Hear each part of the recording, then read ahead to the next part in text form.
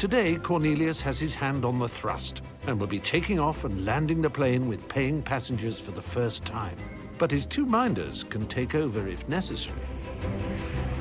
But before even hitting the runway, he hits the brakes by mistake. Yes, not the best.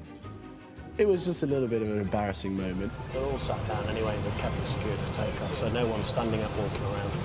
Otherwise, I might not be standing up now.